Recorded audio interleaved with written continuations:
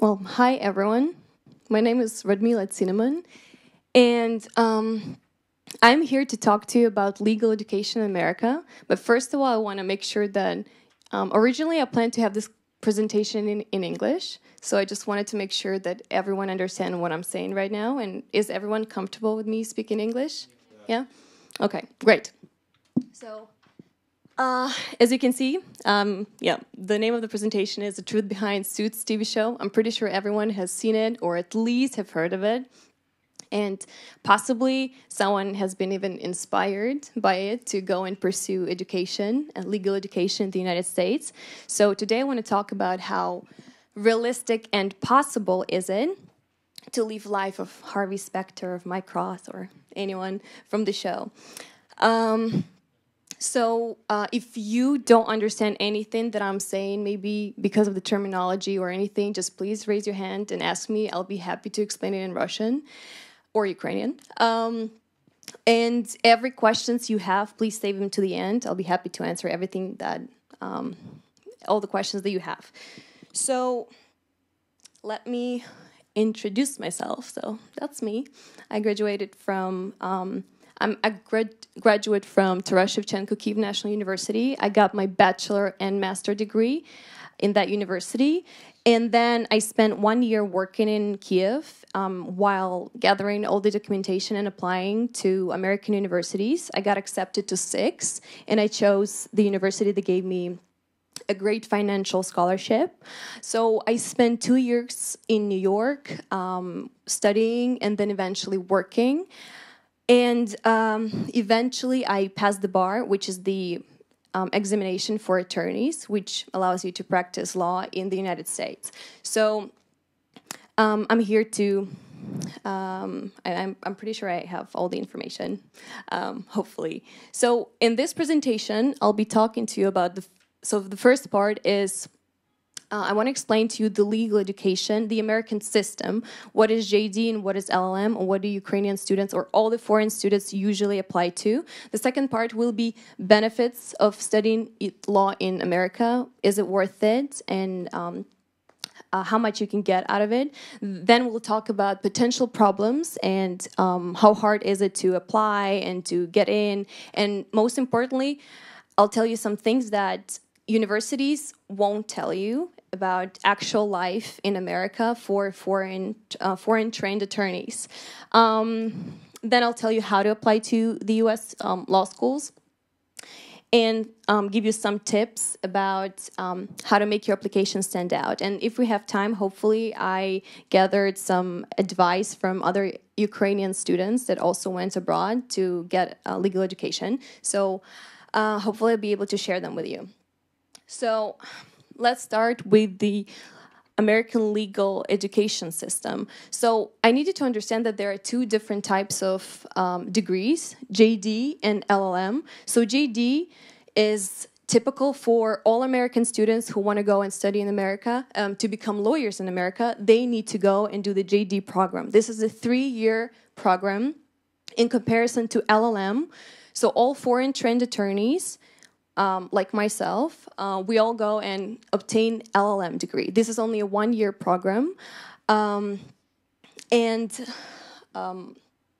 1-year program. However, prior to obtaining LLM, you need to have a degree from your own, legal degree from your own country. So you can go there instead of obtaining a bachelor in Ukraine, for example. You first need to finish at least bachelor here.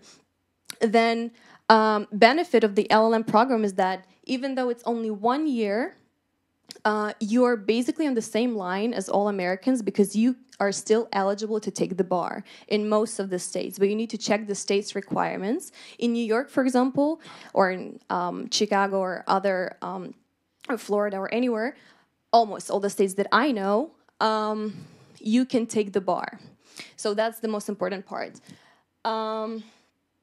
Then you need to understand something, that Americans, they usually go to law school pretty late in their lives. So they go to school, then to college, and then they take a gap year, which can vary from a year to 10 years. They go and they work, they get practical experience. So they might go back to law school which is, as I told you, 3 years, when they're 24, 26, 29, in their 30s. They usually have a lot of experience working. Maybe they are founders of their own companies. They all have families already.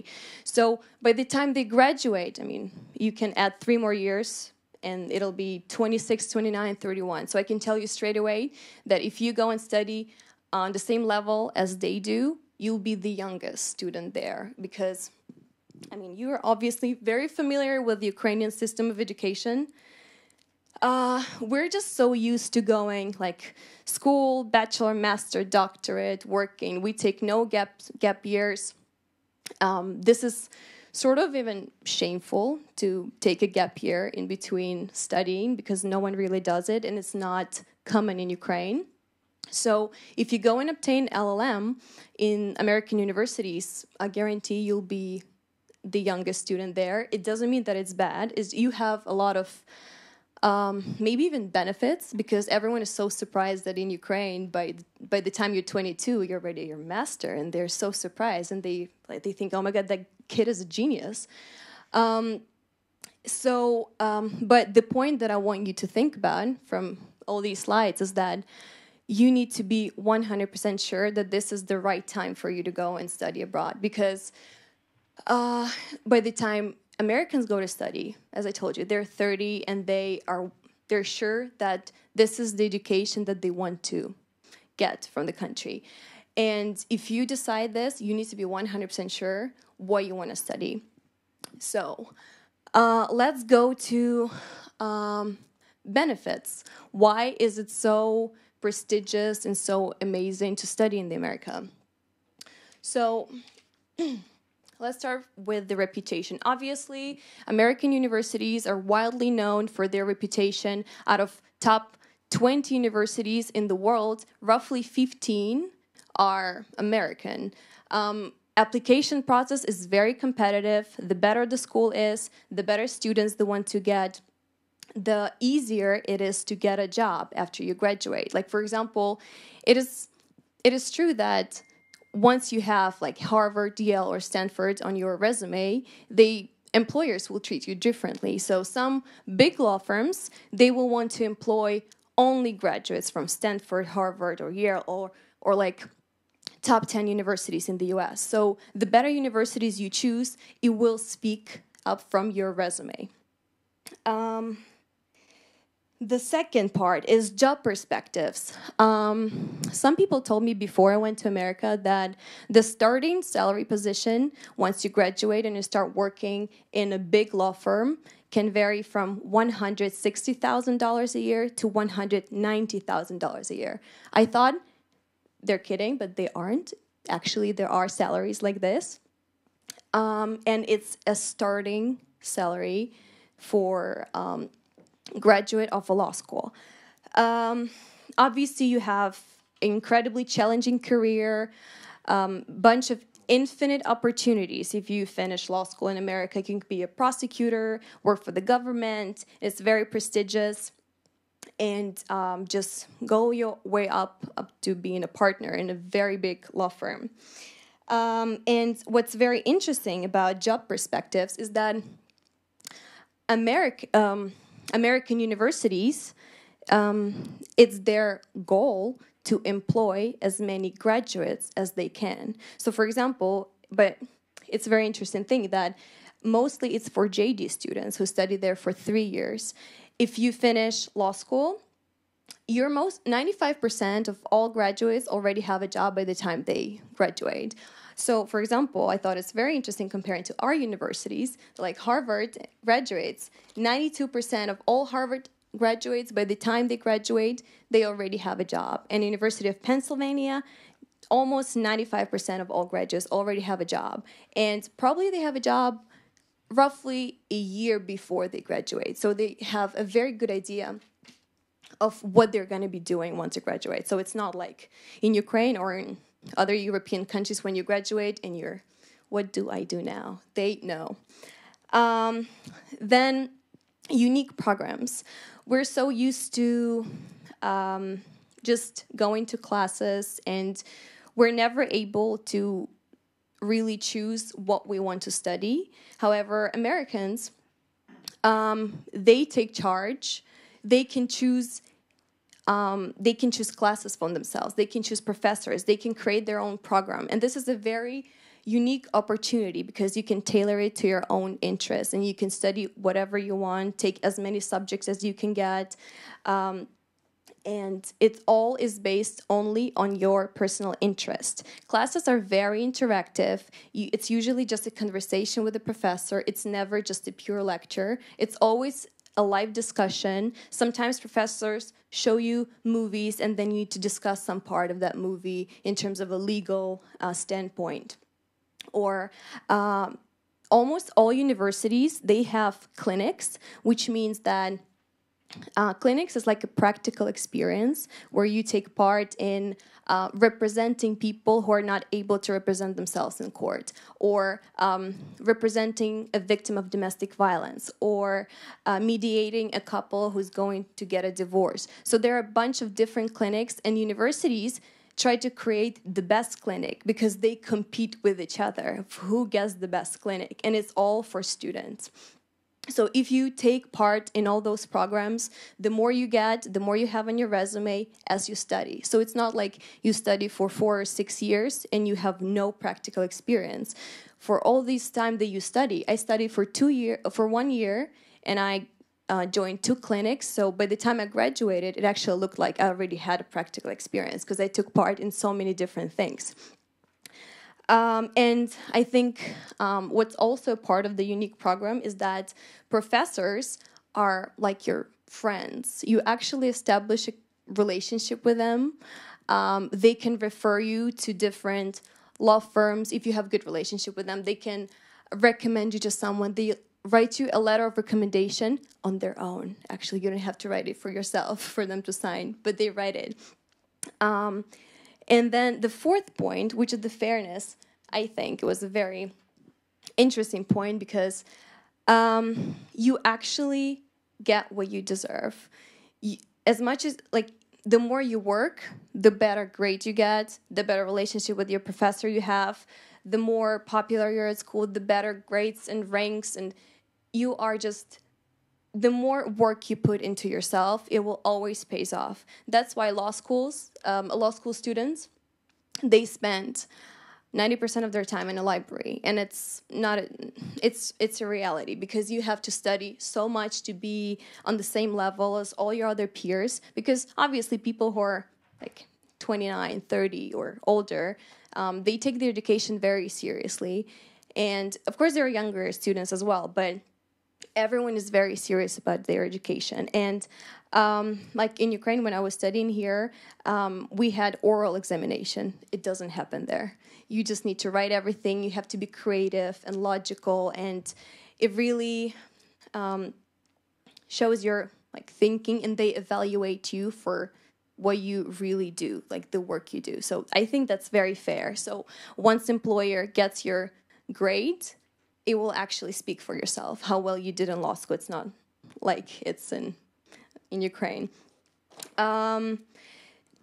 Then ability to work. So if you go and do your LLM program, which is 1 year, sometimes it's 4 months, sometimes it's 18 months.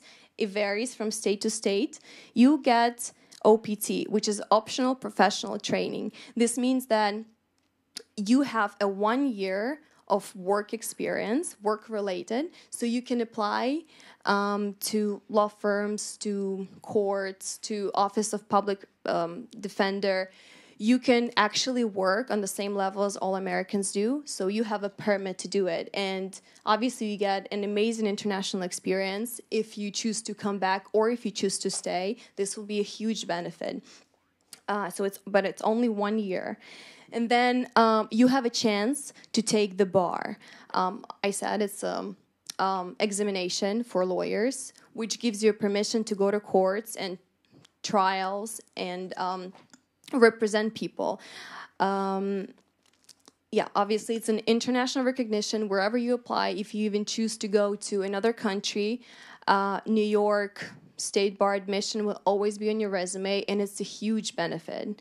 It's an amazing thing to have. And you have this right if you go and study LLM. And obviously, living abroad and language fluency, you'll get an amazing exposure to multicultural cities if you choose New York or San Francisco or Chicago, Florida.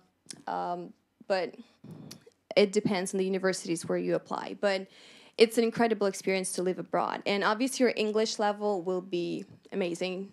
Every employer will be happy to hire you, hopefully. So all these benefits sounds amazing, but I want to talk about how realistic is it to apply and what it actually entails. So I know this is very complicated. I will explain everything. So there are many potential problems. It sounds like getting education in America is incredible, but it actually has a lot of underlying problems and misconception and hardships that international students will have to encounter this way or the other way. So first, the most important point is financial problem. So I chose three universities. Yale, which is number 1 in the country, Columbia in New York, which is number 5, and Michigan State University, number 88. So you would have some sort of understanding. Obviously, you want to be accepted into a great law school. So you would look into like top 50, I would say, probably top 20, and evaluate your chances to get in. So education is extremely expensive there. For example, 1 year in Yale is $62,000 a year, 1 year. And then board and living expenses means how much you need to spend on living, on your books, on your insurance, transportation. They estimated an additional $23,000. So roughly you need $85,000 to live for 1 year, only 1 year. This is a huge amount of money. Obviously, you need a scholarship from the university. What's interesting about top 5, maybe top 6 universities is that once you get in, they cover everything. They give you a full tuition if you don't have money. So, for example, Yale, Stanford, Harvard, Columbia has a partial need-based scholarship. This means that if you have only $1,000, they will cover like the rest, 59 or something. But here's the problem. Only 10% of acceptance rate, the 10% of all applicants only get accepted. This is a very, very low chance that you can be accepted. You need to be exceptionally good at what you do. You have to have an amazing academic achievements. You have to have an amazing resume to be accepted at Yale or other universities. I'm not saying that this is not impossible. I'm just giving you a rough estimate, and so you would have an understanding of what you will have to deal with. However, if you take the last university, obviously the acceptance rate is 46% because the university is not as popular. So you would need to evaluate your chances to getting into university and and evaluate your chances to get a scholarship. Almost all universities provide merit-based scholarship. This means that they will provide you money based on how well you did in your own country. Like, what are your achievements? What did you do? What can you be proud of? So, just so you know, this is a lot of money, especially if we look at New York, Columbia, almost $100,000 a year. So this is something that you really need to think of before you apply and do your research very, very well. Another potential problem that you might... Oh, what did I do? Okay. So, bunch of other problems. Let's start with the first one. What is the purpose LLM? Is it the purpose to stay in the United States or to go home? What usually... I remember when I was in my university, I had an American professor who told me that LM is amazing if you want to come back to Ukraine. It will give you a boost of opportunities. You'll have so much more opportunities when you come back. And I thought, I'm pretty sure he's wrong. Like, I'm 100% sure that if I go there, I'll be able to stay and everyone will be happy to help me stay. This is not true. And he was right. He was really right. it's really, really hard to stay. You think that if you get an education in America, then it'll be easier to stay there, but not necessarily. You get only 1 year of work, and then you're fully on your own.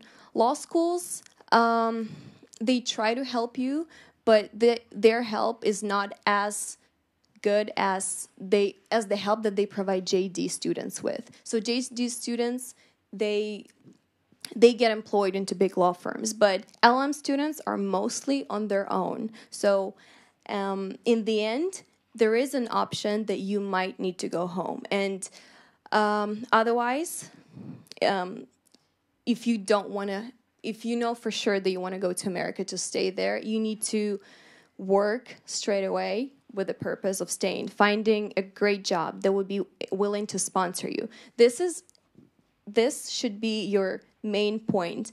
You shouldn't be thinking, I'll go there and then I'll figure it out. You should have it in mind straight away. Do I want to stay or do I want to go? Because this will determine your path. Second problem, finding a job. On OPT, you will have, as I mentioned, you will have 1 year of practical training. It'll be pretty easy to find a job. It's realistic to find a job. However, for example, those wonderful employment rates that I mentioned before were for JD students, again, not for LM students. So all those incredible salaries of $1,000 and $100 a year, they're mostly for JDs. It's nearly impossible to get there as an LM student straight from the graduation. You need to network.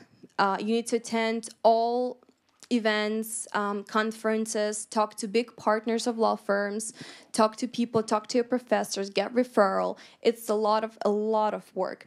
And the most important, the biggest problem is just to understand, like, where can you apply? Because big law firms, they're mostly out of range. It's almost impossible unless you have a personal connection with someone in that law firm.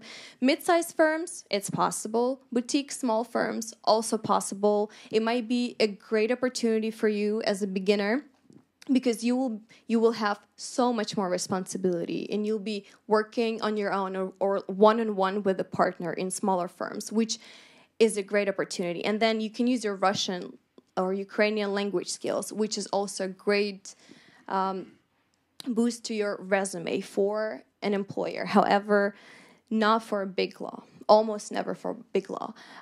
Then you encounter a huge problem, which is a visa problem. So once your OPT expires, what do? You actually need to start looking for a sponsor, for an employer who is willing to sponsor you far in advance. Once you graduate from law school, you already need to look for a sponsor. It's extremely hard to find an employer who's willing to pay for you to stay. I'm not saying it's impossible. It is possible. I know people who've done it. However, you need to work a lot, and it all goes back to network. Talk to as many people as you possibly can. Get them to know you. Send your resume thousands of times. It's way more harder than in Ukraine. And obviously, you'll need to talk to an immigration attorney. Not only to talk once, but probably a retained one, so you can talk to him multiple times. And you'll need to get to know all those visa types and look for anything that you'll be able to get from your employer. Again, not impossible, but it's really, really hard. You need to be prepared for this in advance. And then, congratulations, you got a job, but here's the thing. Are you ready for a major commitment in 80 hours per week with no guaranteed vacation and no maternity leave? So, for example, New York legislation, so each state has their own legislation, basically. In New York, there is no guaranteed vacation. Employer can give you 5 days, 10 days. He can not give you anything, for example. And it's true. Like, you probably remember that characters in suit just work all the time. That's their life. They're at work at 7 and then they're still at work at 12. That's the life of an American lawyer. If you're ready for this, then you're ready to, then it's great for you. But you need to decide this in advance because it's a major commitment. Again, not in all law firms, but if you want to build a great career, this probably will be the pattern for you.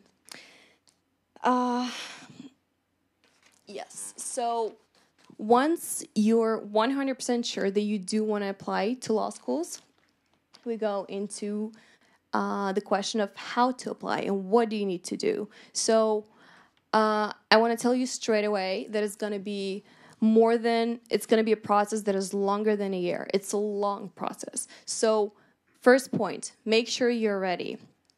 I already mentioned that all American law students, they're usually way older and they know 100% sure that they want to study this. You need to be sure and you need to be ready to obtain financial aid, to reach out to people and to really work on it because you don't just decide it in a week. You actually need to really, really think about it because it will take you a year or a year and a half.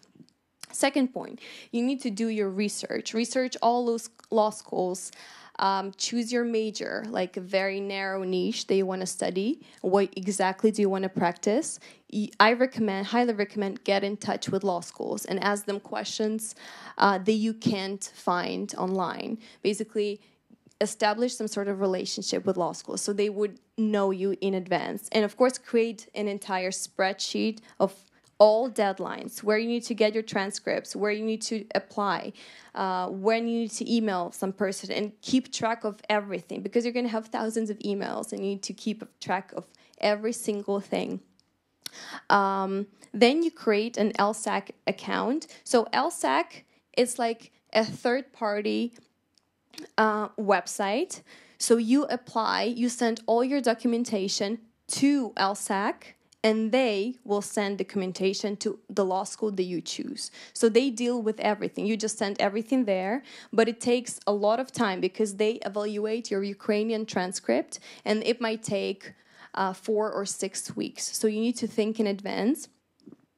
Then you start preparing documentation. Basically, obtaining transcripts from your universities, get letters of recommendation, usually 2 or 3 letters. You need to prepare cover letter.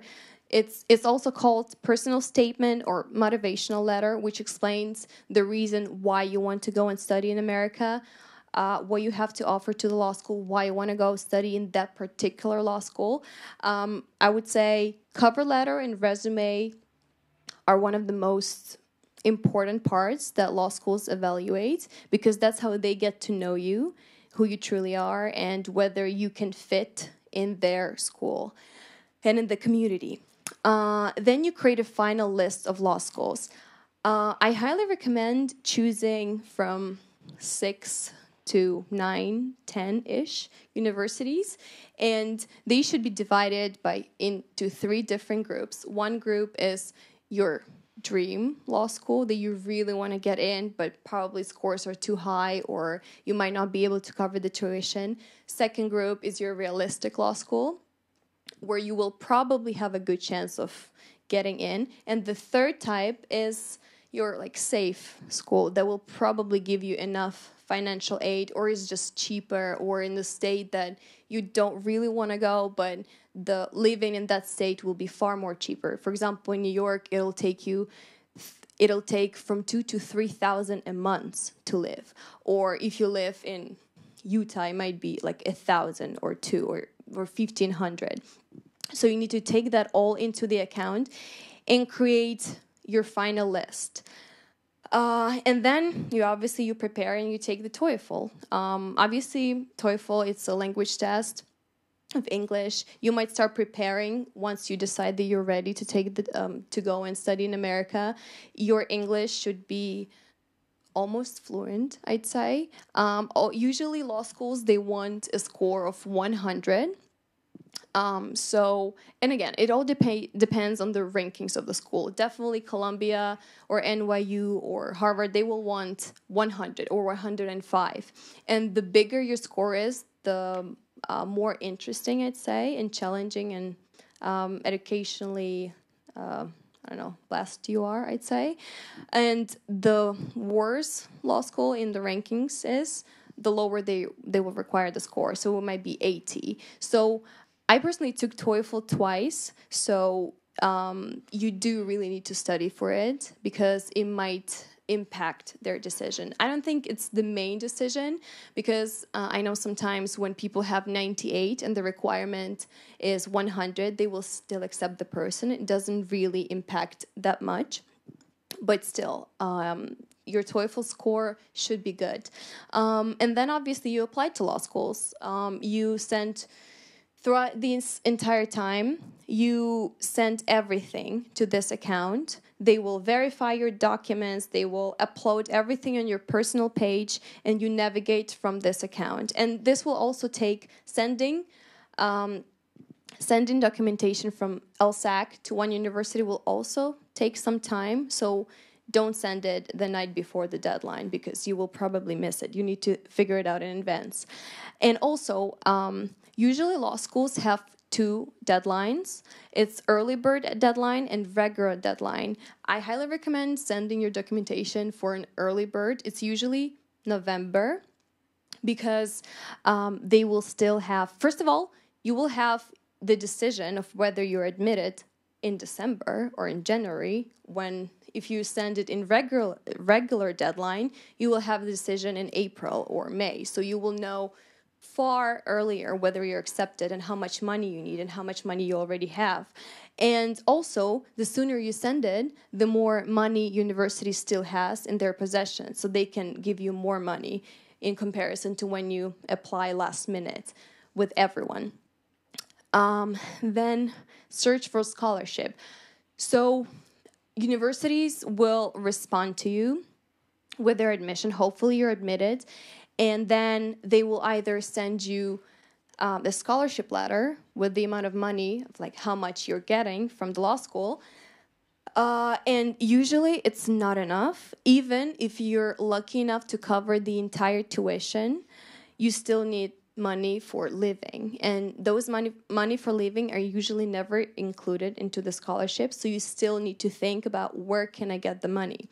So you need to search for external scholarship. Find scholarships probably for Ukrainian students, or find if you have a different nationality, reach out to those communities, Jewish, Armenians, or Azerbaijan, just to a bunch of communities and get in touch with them. They also might give you some scholarship. The more you can get, the better, because when you apply for universities, and you go to the American embassy, you need to have the money on your account.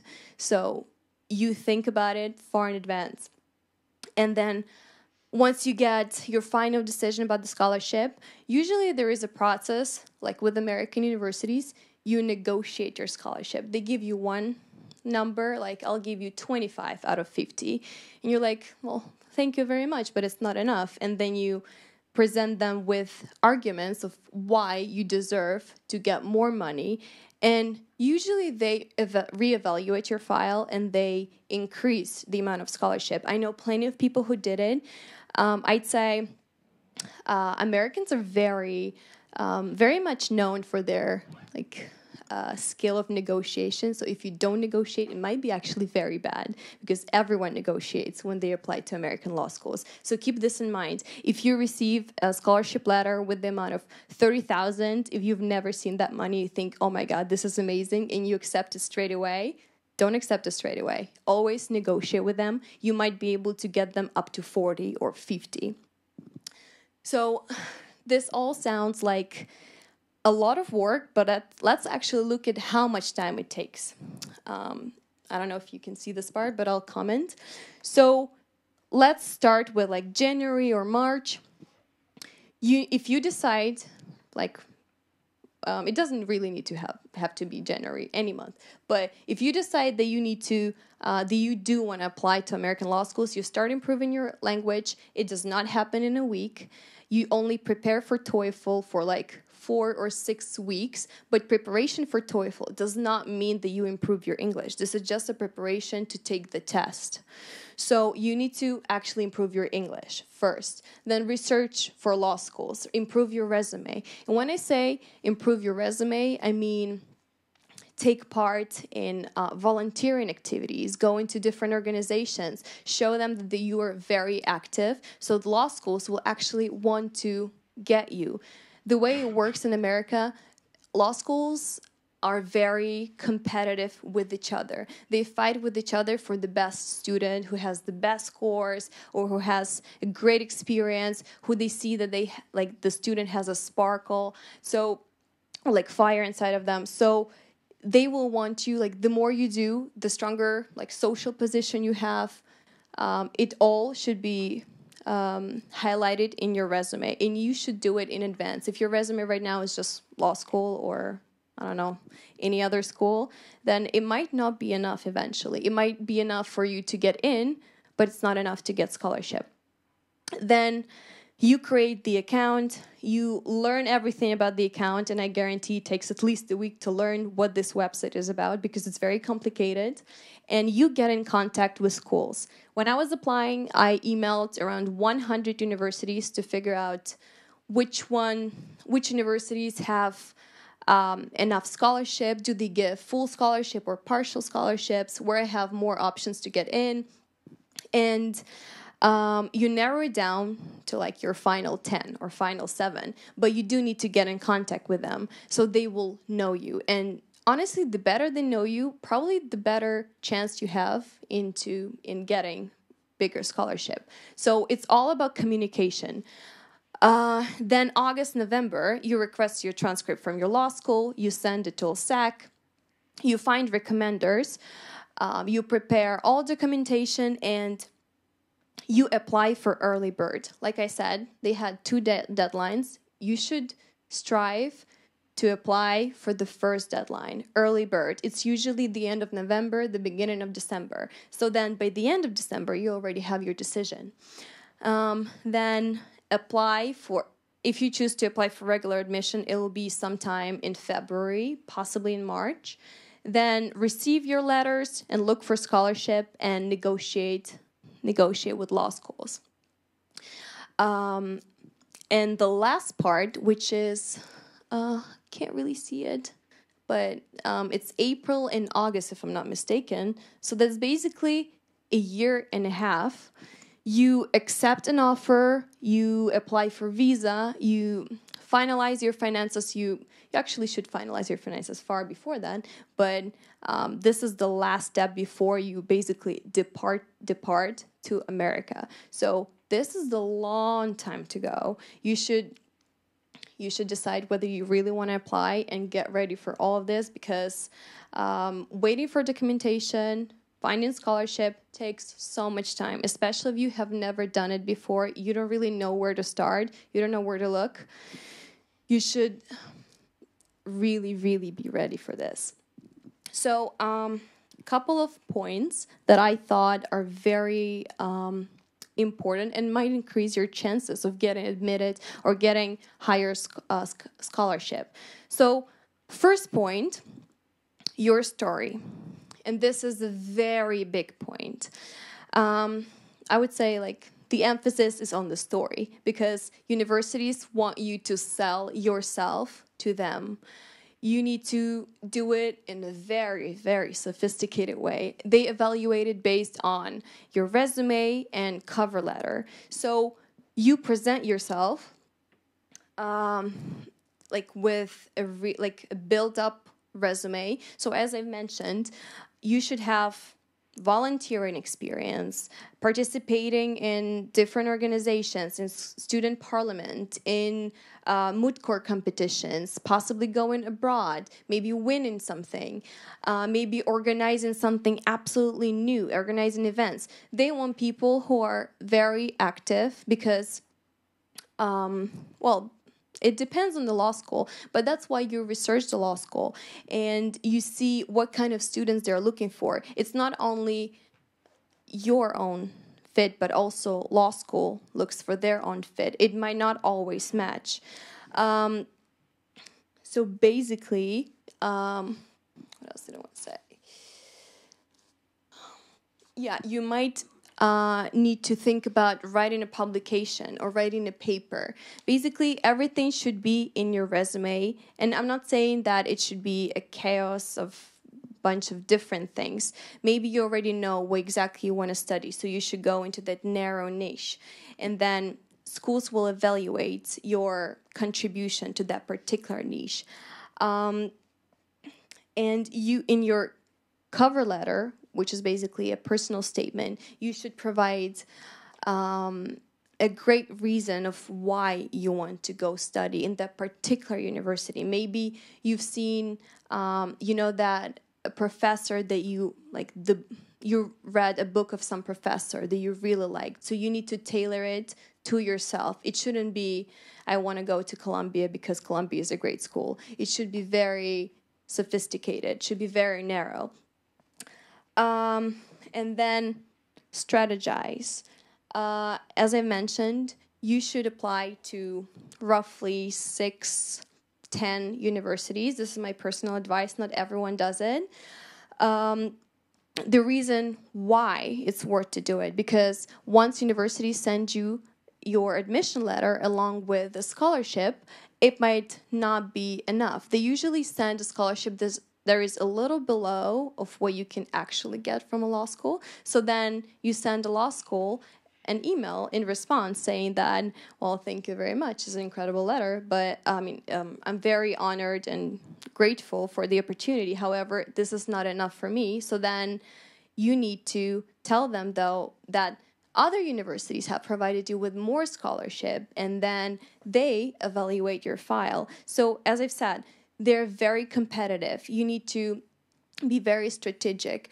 Universities might want to get you just because other universities want to get you. And there is a bigger chance that you will choose the university that gave you more money. So you need to negotiate with them and strategize. That's why you need to send your documents to 3 different types of university: your dream law school, your realistic law school, and your safe law school. And communication. Many people underestimate this part. However, I think it's extremely important. Before you apply to law school, you should reach out to as many graduates of that law school as possible and ask them whether this law school is actually a fit for you. What did they do to get accepted? Did they get any financial aid? How did they do it? And get some advice. You should reach out to professors from that law school, to admission committee, to talk to as many people as possible. And you'd be surprised to know that Americans are very happy to give advice. They're very happy to Skype with you, to talk to you and give you any advice. And you should you should really, really use this. Communication. Ask for advice of other Ukrainian students who've applied to that law school. Find them online. Talk to them.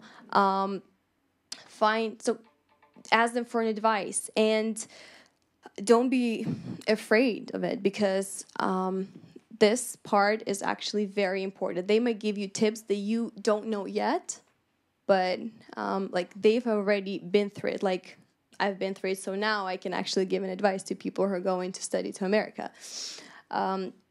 So 3 very important points in my opinion.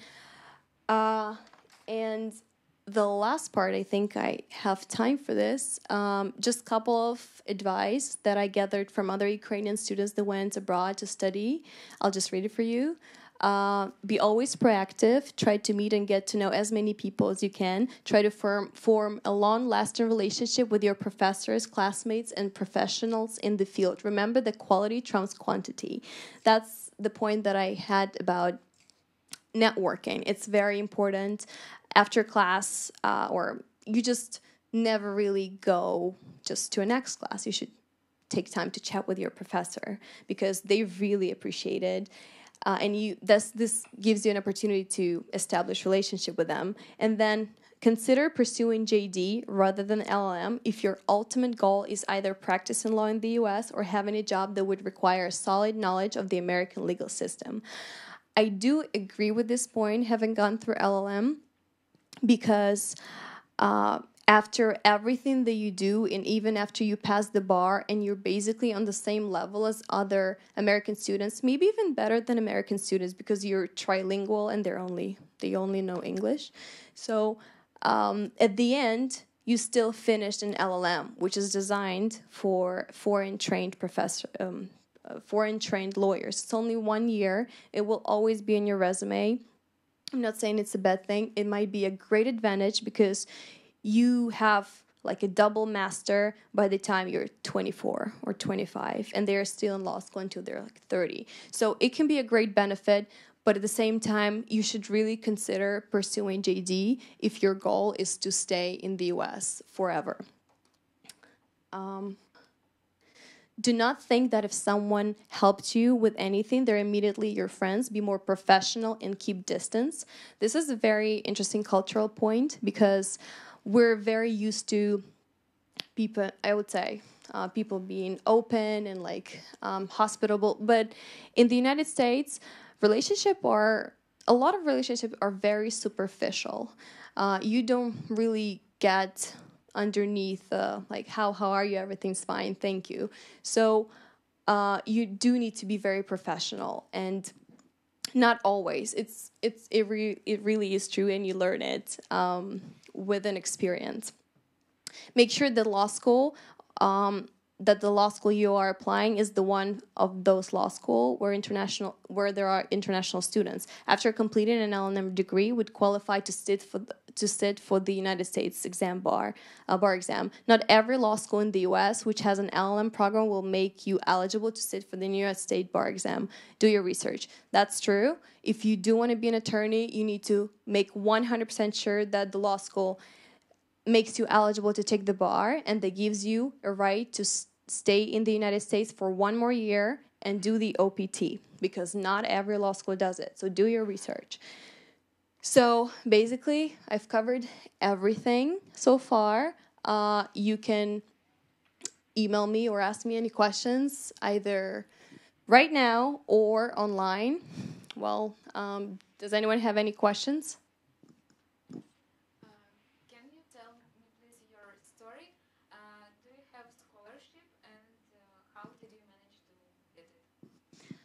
Thank you.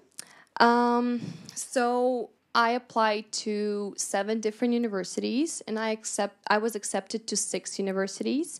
4 of them provided me with scholarship. I'd say this was my realistic law school and safe law school. And then I just played them against each other. Like the law school that gave me the most, not a lot of law school, not a lot of scholarship, but I really wanted to get in. So I emailed them saying that I really want to get in, but I don't have enough money. And other law schools, they offered me way more than you are offering me. And they reevaluated my file and they increased my scholarship. This was still not enough. So I kept my research. I was doing my research, and I found an additional scholarship from a Jewish community in New York. So that's why I'm saying that you should research different options, like for Ukrainian students, for Jewish, for like whatever you have, or write an essay, because there are a bunch of competitions. Like whoever wins an essay gets money, and yeah, they basically gave me almost enough money to go to America. Anyone else? Yes? Have you already practiced yourself in moot court competition? Before I went to America or after? Every time. I have never done moot court competition. Definitely not before I went to America. But it's a great benefit if you do. It's a big benefit.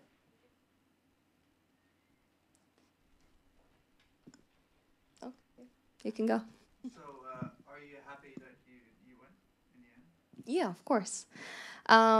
Well, I would say the first year when I spent time just studying, it was the best year I've ever had. Far away from my family. Of course, I miss them dearly, but everything was just so new, and I met so many incredible people. We had 70 people on my program, which were all LLMs from different countries. So like Brazil, Argentina, Chile, Netherlands, Spain. Like you almost never get that many foreign professionals in one place. It's amazing. Now you have friends basically all over the world. It was an incredible opportunity to get my English like to an advanced level, to practice law in multiple clinics. Like I did divorce mediation when I was mediating couples who were getting divorced in like a marriage bureau, and I was drafting a separation letter for them. I also got a chance to represent a victim of domestic violence in a family court. How many students get to do it? I thought it was incredible. And students get so many opportunities, and if you take them, you would be just, it'll be amazing.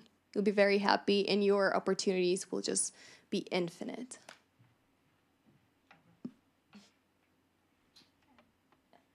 Do you work as a lawyer now in Ukraine or no?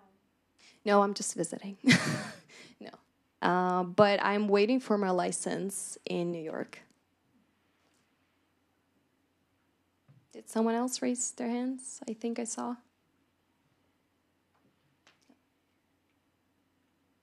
Okay, well, no questions?